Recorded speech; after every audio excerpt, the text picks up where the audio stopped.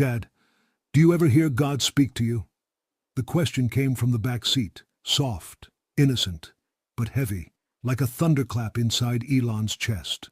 He glanced in the rearview mirror, catching the eyes of his 10-year-old son, wide, serious, almost searching. For a moment, Elon didn't answer, not because he didn't hear, but because, what could he say? The world knew Elon Musk as the man who wants to take humanity to Mars, the boldest thinker of our time. But in that quiet moment, on a winding road out of California, he was just a father confronted by something he couldn't engineer his way around. They were leaving the country in silence. No press, no tweets, no headlines. Just a black SUV packed with bags, his son, and a single question that pierced deeper than all the noise he had tried to escape. "I don't know," Elon finally said, his voice lower than usual. "Sometimes I think I hear something, but maybe it's just my thoughts." The boy didn't reply right away. He just looked out the window. Then, softly, he said, "I think I heard him last night." Elon's hands tightened on the steering wheel. "Where are we going?" the boy asked, his voice barely above a whisper. There was a long pause. "To listen," Elon said. "But listen to what? Or who?" 3 weeks earlier, Elon had walked out of a private meeting, exhausted, not from the business. He could handle pressure. It wasn't that. It was the feeling he'd been carrying in his chest, the question that had been growing inside him, not unlike the one his son had just asked. "With everything I've built, why do I still feel so empty?" No one talks about the silence at the top. No one warns you that after all the rockets and dollars and dreams, you might still feel like something's missing. That night, he had found his son kneeling by the side of the bed, praying to a God Elon wasn't sure he believed in, and the next morning, the boy had looked him in the eyes and simply said, "Dad, can we go somewhere? Somewhere quiet? I think we need to." Where do the richest, busiest people in the world go when they want to hear something deeper? Where do you go when your own child dares to speak the truth you've been avoiding your whole life? This wasn't about running away. This was about searching. What happens next will make the world question everything they thought they knew about Elon Musk and about themselves. Would you keep driving if you didn't know what you were driving toward? Only that your soul couldn't stay where it was? They crossed the border in silence. No flashing lights, no cameras, no headlines screaming "Elon Musk disappears." Just the quiet hum of the engine, the rhythm of the road, and the unspoken understanding that something was shifting, deep inside both of them. His son stared out the window, watching as buildings became trees, and trees became mountains. "Where are we now?" he asked. "I don't really know," Elon admitted. "We're somewhere no one's looking for us, and maybe that's where we'll finally find something." The boy nodded, as if he understood more than Elon ever had at his age. But inside, Elon was crumbling. He had conquered space, yes. He had disrupted technology, yes. But he had no blueprint for this spiritual hunger, this ache he couldn't silence with work or wealth. Why did his son's simple faith shake him more than any investor meeting? Why did hearing God feel like being called to a battle he didn't train for? They arrived in a small village, tucked in the folds of nature, far from any tech hub or satellite dish, a place without Wi-Fi, without electric gates, without anyone recognizing his face. The villagers greeted them kindly, but with no special interest, just two travelers, one tall and worn, the other small and thoughtful. They were shown a simple room and offered bread and warm soup. It was in that room, later that night, that Elon broke. His son had fallen asleep. The stars outside the window looked brighter than any he'd seen from a launch pad. And Elon just stared at the ceiling. He whispered, almost sarcastically, "If you're real, say something." Nothing. So he whispered again, "Why would you speak to a boy, but not me?" And in the stillness, not a sound, but a thought, a memory, his mother's voice from long ago.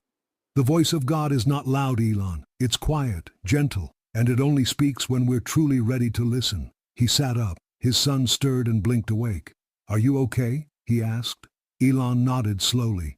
"I think I just remembered something important." The boy smiled. "I told you sometimes God speaks in memories too.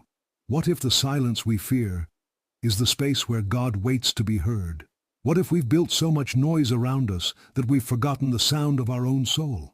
In a world full of breaking news, viral videos, and constant distraction, a boy's quiet question had broken through the loudest man's silence. And now, father and son were in a place the world had forgotten, so they could remember what really mattered: love, listening, and something greater than themselves. Tomorrow, they would meet someone unexpected, a person with no fame, no following, but with a faith that would change everything. But for now, Elon simply sat on the edge of the bed, holding his son's hand, and listening. Not to machines, not to media, but to the still, small voice inside. Morning came with the smell of wood smoke and bread baking. Elon stepped outside, barefoot on the dirt path, and for the first time in a long time. He didn't feel like he had somewhere to be. He watched his son playing near a shallow stream, picking up stones, talking to himself. Or maybe, Elon thought, he's still talking to God. An older man approached, wearing weathered clothes and a peaceful expression that made Elon strangely uncomfortable. He introduced himself simply as Joseph. "You're new here," Joseph said. Elon nodded. "What are you running from?" Elon almost smiled. "Everyone keeps asking what I'm building next. But maybe I should have been asking what I've been missing." Joseph motioned to a bench. "Then sit. Let's not talk like the world does. Let's talk like men who still believe in silence." They sat, the three of them, Elon, his son, and the old man, and for a while, no one said a word. Finally, Joseph broke the silence. "Your son says you're looking for God." Elon hesitated. "I don't know if I'd put it that way. I guess I'm looking for something real, something that can't be programmed." Joseph nodded. "And how do you expect to find that when you're still afraid to believe it exists?" The words hit like a soft blow, not harsh, not judgmental, but true. "I built rockets," Elon said. "I gave people hope for a life beyond Earth, but I don't even know if I believe in heaven." Joseph didn't flinch. Hope isn't in rockets. Hope is in repentance, in humility, in the teachings of a man who walked the earth without a title, but changed the world forever. Elon looked up. "You mean Jesus?" Joseph nodded. "But I'm not a Christian," Elon said, honest. "I don't follow a religion." "Neither did he," Joseph replied gently. "He followed God." That moment hung in the air. His son was watching now, eyes wide. "Did Jesus really hear God?" the boy asked. Joseph looked at him with kindness. "Yes, because he listened, and he obeyed, even when it cost him everything." Elon felt something stir in his chest. Not conviction, not yet, but curiosity. Deep, painful, holy curiosity. What if the truth isn't found in space, but in silence? What if the most advanced intelligence is not artificial, but eternal? As the sun began to set behind the hills, Elon turned to Joseph. "Can you teach me what he taught? Not the religion, just the truth." Joseph smiled. "Only if you're willing to unlearn everything you thought made you strong." Elon looked at his son, then back at Joseph. "I think I'm ready." That night, under an open sky with no signal and no status, Elon Musk sat beside a fire, not as a billionaire, not as a genius, but as a man. And for the first time in decades, he began to truly learn. What he learned next will change everything. Elon stared into the fire, flames flickering like questions dancing in the wind. Joseph spoke slowly, like someone who had walked the journey himself. "The first thing Jesus taught wasn't how to build. It was how to let go." Elon tilted his head. "Let go of what?" Joseph's eyes held no judgment, only deep compassion. "Control, ego, the need to be seen, the need to be right, all the things that keep you from truly hearing God." Elon took a breath. "So, I have to stop being me?" Joseph smiled. "No, you have to become the real you, the one God created before the world handed you titles." His son, curled up beside him, whispered, "Dad, do you think God's disappointed in you?" That question didn't come from judgment. It came from love, and it broke something open inside Elon. For years Elon had been running to the future, running from his past, running to prove his worth. But in that one question, he realized he'd never asked himself the most important thing. Would God still love me if I lost everything I built? Joseph interrupted the silence gently. "You've been trying to save the world with machines, but the world was already given a savior. And he didn't come to fix tech, He came to fix hearts. Elon felt that sentence echo. Fixing hearts, not just systems. That's hard, he admitted. It was never meant to be easy, Joseph said. But it is simple. Love God, love people. That's what Jesus taught. Everything else is noise. The next morning, they walked through the village. Elon noticed things he never saw before. People helping each other with no money exchanged. Children laughing with no screens in sight. An old woman humming a song of thanks before eating the simplest meal. Why are they so at peace? He asked. Because they don't live to impress, Joseph answered. They live to love. Elon stopped walking. All his life he'd been trying to prove something, prove he was enough, prove he could do the impossible. But no invention had ever given him the peace these villagers had in their silence. Do I have to become poor to find God? He asked. Joseph shook his head. You don't need less money. You need less attachment to it. You need more room for God. That night, Elon prayed. Not because someone told him to, not because it looked good, but because, for the first time, he wanted to. He didn't know the perfect words. He didn't recite a script. He just spoke. God, if you're real, I'm listening. I don't need a sign. Just show me how to be a good father, a better man. And as his son fell asleep with his head on Elon's shoulder, there was no lightning, no vision, just peace.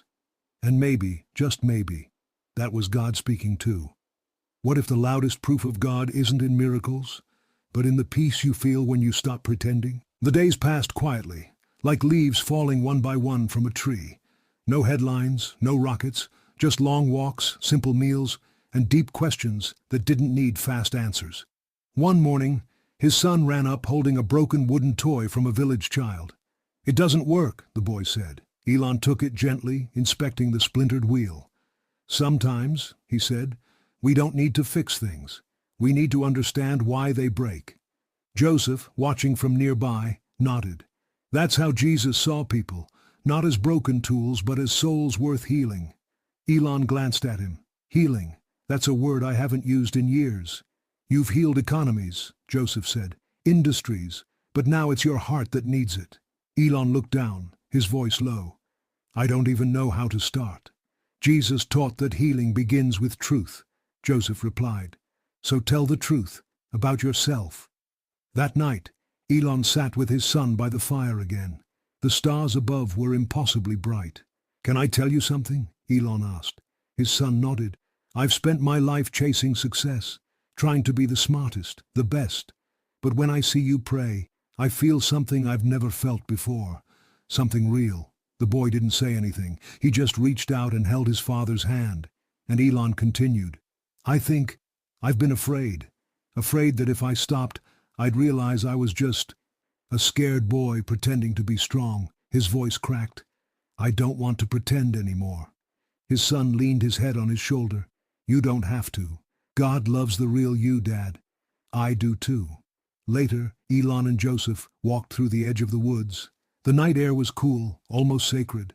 Why do you stay here? Elon asked. You could be out there, doing more. Joseph smiled. Doing more is not always being more. I've learned that quiet obedience can be louder in heaven than the noisiest achievement on earth. Elon was quiet for a moment. What if I go back and forget all this? He asked. Joseph stopped. Then come back again, as often as you need. God never closes the door. Elon nodded slowly. I want to remember. I want to keep this peace. Joseph placed a hand on his shoulder. Then start every day with surrender. Start every plan with prayer. And start seeing people not as followers or consumers, but as souls. Isn't it strange how the smartest minds can still miss the most important truths? Isn't it wild that a boy's simple prayer can teach a man what billions couldn't? Elon had left the world to find silence, and in that silence he heard more than he ever had in all the noise. He didn't just find God, he found himself again. And yet, the journey wasn't over, because soon they would have to return. And when they did, the world would ask questions. But Elon would have answers no one expected. The sun was rising when Elon and his son packed their bags. No cameras waited outside, no breaking news, just the sound of birds and a soft breeze through the trees. Elon stood still for a long time, looking at the little house where they had slept, the stream where they had played, the silence that had healed him. Joseph walked up with a warm smile. You're leaving different than you came. I'm leaving lighter, Elon said. Not because I fixed anything, but because I finally admitted I needed to be fixed. Joseph handed him a small wooden cross, plain, unmarked.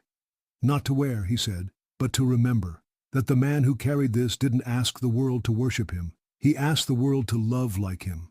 Elon held it for a moment, his fingers tracing the wood. Then he put it in his jacket pocket. The road back was quiet, but this time it wasn't because they had nothing to say. It was because they finally had peace in not saying everything. Do we have to go back? His son asked. Elon smiled. We're not going back. We're going forward. But this time, we take what we found with us. The world hadn't changed, but Elon had. And when he finally returned, the questions came like a flood. Where were you? Did something happen? Are you okay? He stood at a small press conference, no tie, no script, just a calm voice and tired but softened eyes. I disappeared, he said, because I realized I had everything, except the one thing I needed most. The reporters leaned forward. And what was that? One shouted. Elon paused, then said it, clearly without fear.